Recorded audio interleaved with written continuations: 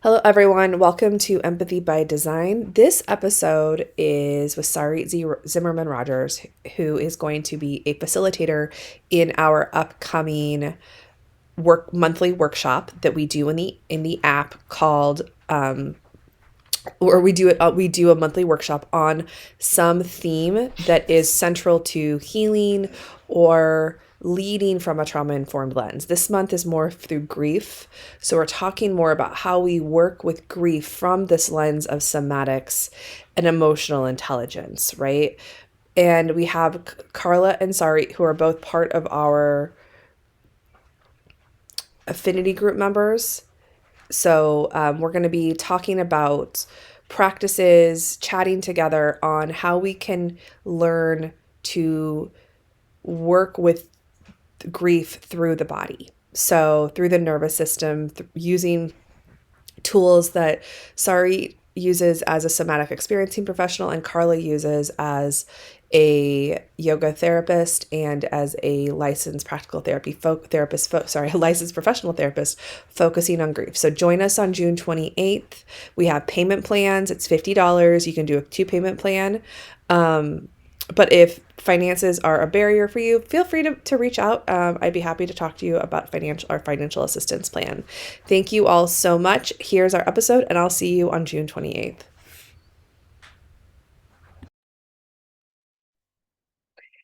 Hey everyone, welcome to Empathy by Design. This is a podcast where we talk about the concept of creating what one would call empathic spaces, right? Designing with intention, designing for care of spaces where healing or growth will happen, whether it is in the digital sense or in the space holding spaces with other humans, okay, live or digitally. We talk about all of that here, but it's really talking about what we need to do to set up these spaces with intention.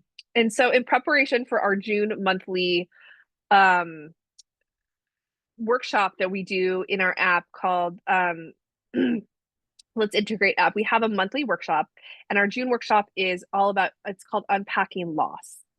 And, you know, and we're talking about how we work through grief through the nervous system and really through the senses. So, last week we had Carla on the podcast discussing how we work through grief through all these different layers of the body and the mind and the spirit. And today we have Sarit, who's going to be a part of that same workshop, okay, on June 28th. And we're going to be talking today a little bit more about your, like, how your area of expertise, scope of practice, which is somatic experiencing. So, Sarit, why don't you talk a little bit more about your work of the world? Talk about your work with grief, because you do other things with grief besides just somatic experiencing. Yeah, and so talk a little bit more your work and grief and how it shows up for you. Awesome. All right. Hi, Julie. Hi. Thanks for having me on. Um, Yeah. so I am a body-based somatic experiencing practitioner. And what that means is I integrate a lot of body-based practices. I'm a trauma-informed yoga teacher and trainer, sound healing practitioner, and I do something called neuroaffective touch and somatic touch through a woman named Kathy Kane. And all of these practices together support each other in concert with one's nervous system to help support and nurture a nervous system that's experienced trauma, loss, in any type of disruption in our sense of well-being. And I find that, and I often have referred to somatic experiencing work as grief work, partly because one of the things that I work with a lot is early developmental trauma. I see it come up in my office all the time with clients. And, even though I'm working in a non-narrative way, I see it showing up in the autonomic nervous system. And what always is sort of tangled up in that is grief and loss. And it's Yeah. complicated because it's grief and loss from these times that are long past. And so I find myself working a lot with that sort of complex grief from 20, 30 years ago, depending on how old the person is, right? And the way I work with it is around touching the edges of it, around giving it space, giving it a voice, giving it space to be there without getting lost in the despair, but being able to meet it, to befriend it, to tend to it, as opposed to trying to squish it down and push it away. Yeah, totally. So let's talk about within those realms. Okay. Yoga, so somatic experiencing yoga, um, touch therapies you mentioned. How do these practices come together to support individuals navigating grief and loss? And maybe how is that different than trauma, what you talked about? Like, what's the difference? And is there a difference? Well, it depends. Okay. Right. In the most unsatisfying answer, right? But it does depend, right? Because someone will come in and say, sometimes you're just working on the trauma itself.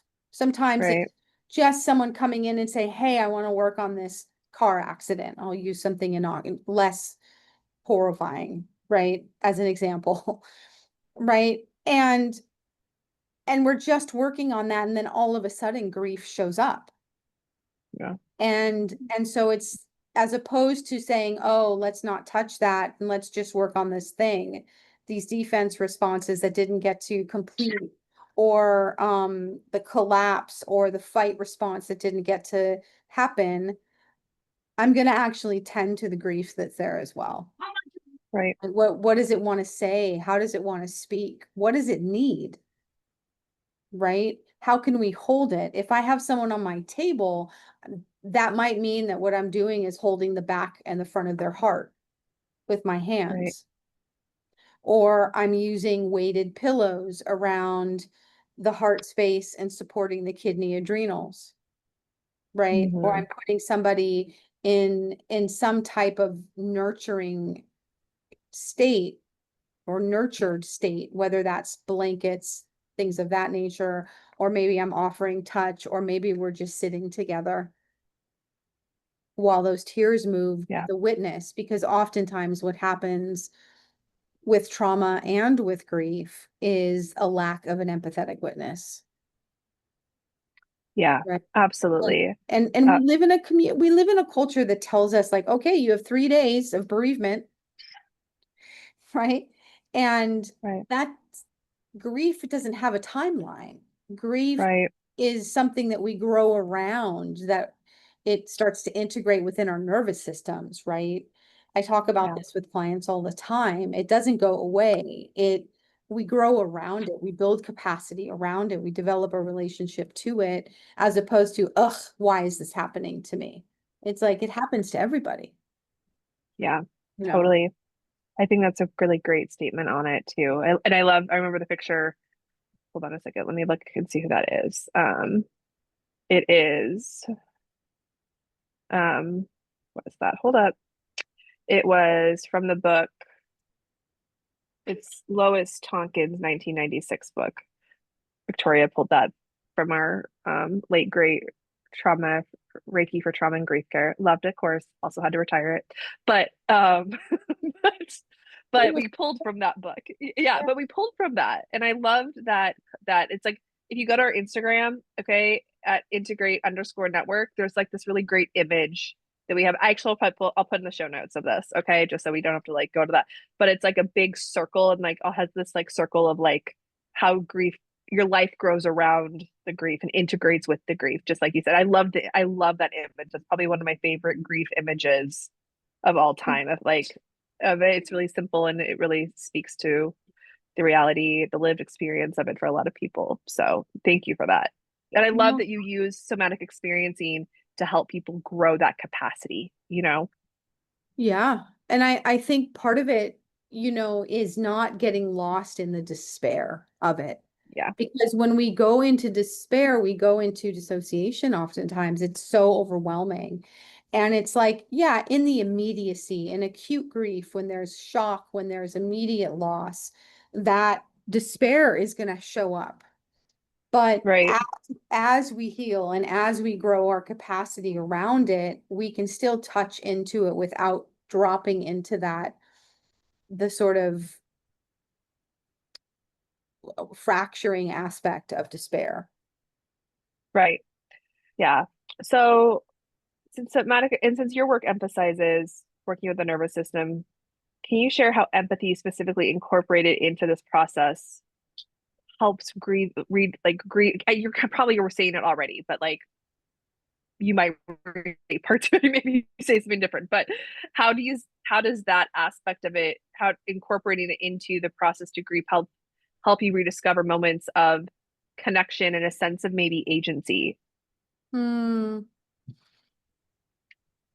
Yeah, well, I think, what I said before about the lack of an empathetic witness, Yeah, right?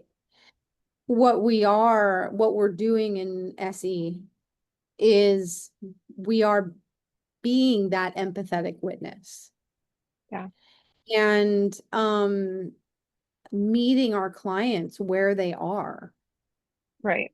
and saying, yeah, this happened and it was hard and it didn't feel good and it broke your heart. I mean, you hear the language, right? My heart is broken. It feels like the rug is lifted out from under me. I feel like everything's falling, on my shoulders. Like those are very real sensations and images that come to people when they're experiencing loss and grief. And so in working with people in those states, it's like also helping them come to terms with their own aliveness, that they have a right to be alive. That um depending on what the grief is, sometimes it's that they survived and others didn't. Sometimes it's that they survived and they don't know how they're going to live without this person anymore. Yeah. And helping them sense this person is still within them and it's in some way, right? Hmm. Sensing into like that they are alive and that they have a right to be alive, even though it's Yeah, painful, right? yeah, Um, and in that comes some agency. I think it yeah, depends on the type of grief you're working with, and there's different types of grief. I think that, grief that comes from shock is going to be different than, preparatory grief than, grieving the living, which I find is one of the most challenging types of grief to work with in a way, yeah, you know. yeah. No, that makes a lot of sense. And I think that I think that it's interesting. There's just, it makes sense because I think you're speaking to things I've seen in clients and in, you know, yoga students I've had where the being okay with surviving something, because I usually have had people that have lost people. Like I had a client a long time ago whose children died in a car in a drunk driving accident and she was the driver. You know what I mean? And like, Yeah. and like that was one of the things. This is years ago, like a decade ago. But like I remember that was like watching her go through like that type of loss was really, as like um as a professional, was really interesting to lead someone going through that. And I remember that was definitely um and people that have had those sorts of situations where they've survived a traumatic loss, you know, and um, they um are coping with that survivor's guilt, I guess is what that would be called. So, and the different types of grief too. I think the types of losses, when you were talking about that, I think that sometimes we don't always move into those things, you know. Hmm. It's like, and all the different, like the disenfranchised grief, and which Carla's book, Yoga for Grief and Loss, which is phenomenal, and also the chakras in grief and loss, which is also great. Hmm. And her book for kids with autism is actually great for kids, adults with trauma. By the way, it teaches them to find language around grief. It's not just for kids, for your inner child too. So, but all of Kids that books is. can be really great. What'd you say? Kids books can be really Yeah, fantastic though when you're working with some of that stuff and it's like, oh my goodness, like this is so helpful. And yeah, it's for kids, but like we still have that part of our nervous system here, yeah, and that, I always say it's never too late to have a happy childhood. I mean, I have yeah. stickers to that effect. Yeah, her book is great. I gave it to like several of my when I was doing more Reiki.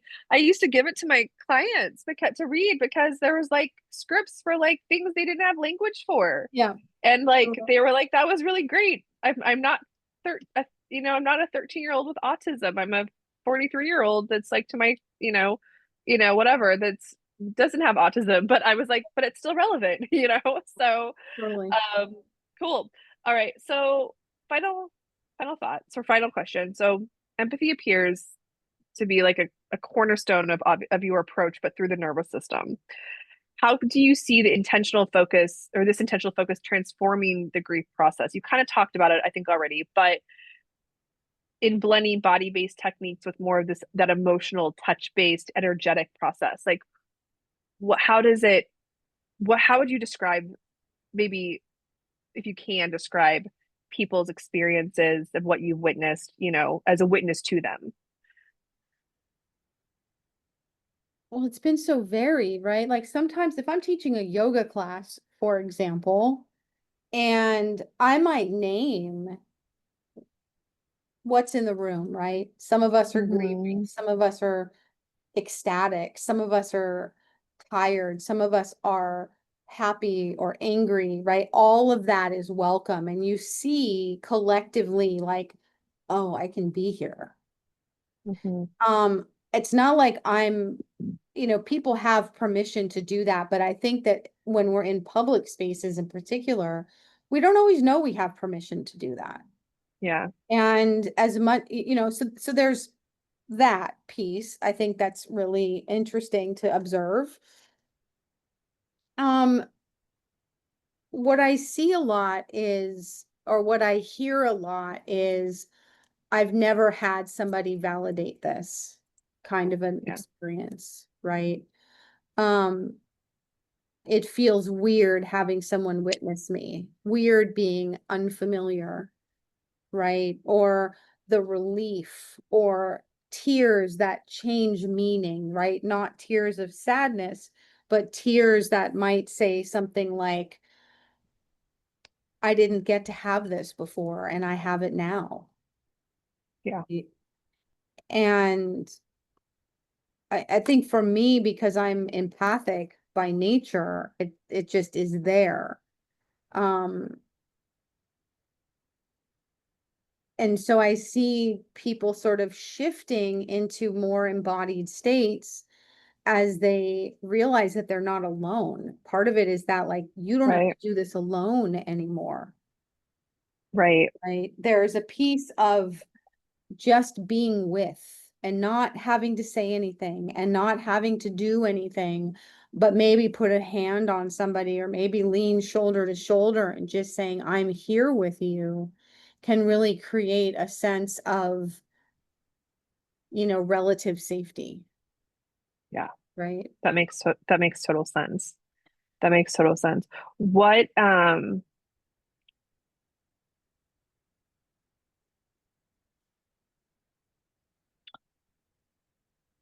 when you think of the nervous system and grief, would you say it's mostly about building a container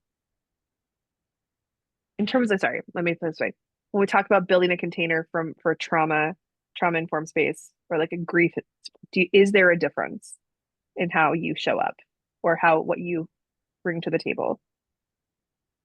Well, I show up as me, however that Mm-hmm. is, right?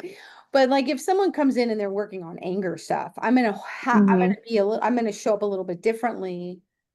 I'm gonna meet them where they are, right? If they're showing up to work on anger, we're working differently than if someone's coming in and they're tending to loss. Like I was working with people um after the fires in Los Angeles. Right. Right. And and a real, what we were experiencing was a real felt sense of no safety anywhere. Everything felt unsafe, right? And so it was like, okay, what about right in this moment? So a lot of it is coming back into right now in this moment. I'm okay. I just took a breath. Oh, I can see you. Oh, I can see your environment. Oh, my room that I'm in is okay. There's nothing happening right now, right? I can look outside and the air is clear right now. Right. And that might elicit a deeper breath or a more felt sense of presence, right? And sometimes it's about stitching that together, what I call Hmm. these pockets of peace, starting to stitch them into an outfit over time, right? Yeah, totally. Um, Absolutely. and so it really depends on what are you coming in with? Right. You know, and I get a lot of people in my practice who come to me because I'm not afraid of bigger emotional states. Yeah. So if you think of it just in the sense of like distress tolerance or intolerance, right? Somatic intolerance of discomfort. We're building capacity, whatever it is, we're building capacity so that we don't spill out over, Yeah. right? So if you walk in and your teacup is full, I'm going to help empty the teacup out a little bit so that when you leave, you're not spilling everything all over the place. Yeah. Hopefully, that's the goal, right? Hopefully. Yeah. Yeah. Any last comments or anything like that on grief? I would just say that it's important to really normalize grief, that it's a part of life, that um in yoga we have the practice of shavasana, which is corpse pose, Yeah. which Yeah. we don't usually call it that because we have this fear of death in the West. Yeah. And there's a beautiful preparation for what it's like to just feel the quiet of that and meet it. And so normalizing the conversation around grief, around death and dying, around change, right? That it's all part of this transition that we go through as human beings, animals, as mammals, really. Yeah. Absolutely. Yeah. And I think that that's what I'm really looking forward to on June 28th in, um, discussing, how to work through change. This is what I feel like you and I have been like doing since like you came in at 20. I'm like, oh, we went through lots of change together. It's like all we've done for like 5 years, 7 We've years. been through a Yeah, lot it's of like things. a lot of change together on this fucking platform. Sorry. And we're still here And we're in, still here. in different Um states. in different states, right? Um, but like, but I think that that's a really good, I really like that approach to looking at loss from like this aspect of, you know, what's the Buddhist word for non-attachment? But it's like change. It's like, oh my I can't believe I'm forgetting that too. That's God. really Yeah, funny. there's like a word for that. Anyway, there's a word for that. Um, There is a anyway, word. There's definitely a word for that. there's a word for that. Anyway, where things will change and there and to not be attached to it. So whatever, the Permanence. impermanence. There we go. It's like, come on, Julie, you listen to enough of this stuff every week. I mean, You I'm can married to a Buddhist minister for crying out loud. Like, I should know this answer. I'm like, what? Huh? Everything's fine. impermanence. Everything's Yeah, great. Everything. everything's fine. We're just in Jurassic Park right now. It's all good. Um, we're Oh just my in God. collective Jurassic Park at the We moment. are. But Collective Jurassic Park. Everything's fine. we're totally should just expect it's like COVID, except not really. But like, anyway, well, yeah, and I like that. It's just, but going back to that, it's like having to, I mean, just the things we were talking about, right? We've had all these seasons of change, right? And like, um, and I appreciate that about the work that we do at Integrate and the work we're going to do on June 28th, because yes, there's loss of life, lots of people, and I appreciate having these discussions around the different different types of loss, Right. Right. and being able to work with change. And I think that that's the thing I hear the most when we start talking about grief and trauma together, because I wrote a course on this a while ago, is it's really learning to find and cope with change. Now trauma and grief have different types of change, They, but they do. You know, the other thing is too, like if you're working with shock and grief, Mhm. from my lens, you have to work with the shock before you can even get to the grief because the shock is so loud. Right. So it's like, yeah, Right. working with all these different Yeah. Different parts of grief, aspects. right? Yeah, it really is. It really is. So, and to really keep, the expectations, very realistic, Yep. that's going down to our we were talking about expectations of ourselves Yeah. earlier. And I was like, when things are really intense, whatever that is, grief or maybe a PTSD oriented or both, I was like, I have this like chop wood, carry water, like you get up, okay, you're gonna drink water and you're Yeah. gonna like take care of your body and then you're gonna like go do, the thing because for me that's like what keeps me in the ground, is like the chop wood, carry water kind of a situation. Right. And because it's like what I can control. So I was like just thinking about we are talking about like just with all the things happening in the world, but I appreciate, but it's how I cope with change. It's it's like, okay, well, what can I control? And I really appreciate that because I was like, that also applies to like other aspects when I've lost people. I was doing like the same thing, that chop wood, carry water kind of Mhm. mentality that like works for me, with whatever I'm dealing with in that day. And but I was like, and it was the same thing. I was like the same. I went to the same coping, not the same, not even nervous system tool actually, to be able to move with whatever I was dealing with that day.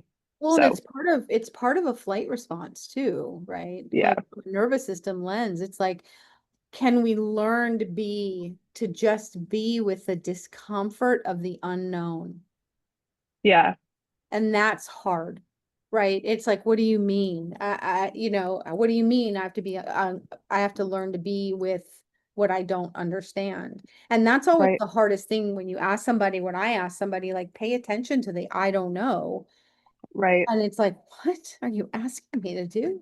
And it's really interesting. And it's like, I think if you start to look at different cultural norms around grief, you'll see different ways of tending, Mm-hmm. and that there isn't one right way, but that there's many ways to tend and to nourish that soil Yeah, so that people can heal, right? And start to integrate into living again, like not unapologetically living again, even as they honor that which they lost. yeah, totally. Totally. Well, join us on June 28th with Carla with more opportunities to talk in this way and listen. And yeah, thank you. Sorry, you can go find Sorry on our affinity group list and also on her website. It's Sorry Z whatever ZRogers.com. .com. Yep. All right. Thank you so much, and we'll see you all on June 28th. All right. Bye, Thank everybody. ya. All right. Let me stop recording.